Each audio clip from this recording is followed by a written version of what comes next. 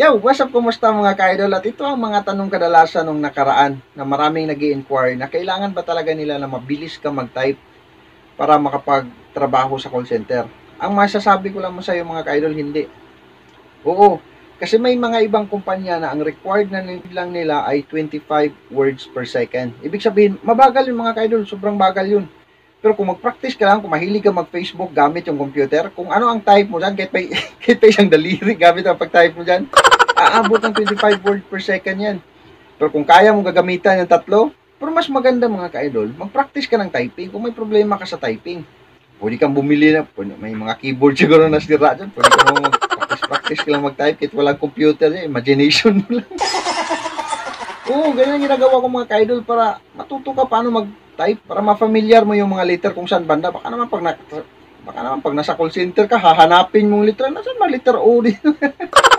Nasaan mga letter P? Nasaan mga letter T? Yung M, hindi mo mahanap, paabutan nga 2 minuto. I-familiar mo lang yung mga words, yung mga letter mga ka-idol. Ilagay mo yung kamay mo sa keyboard, tapos mag-imagine ka lang ng mga letra, pwede mong i-type yung pangalan mo. Pag araw-araw mo sa unang practice mo yan mga ka-idol, expected mo na sobrang bagal mo talaga mag-type. Tapos ang tigas ng daliri mo.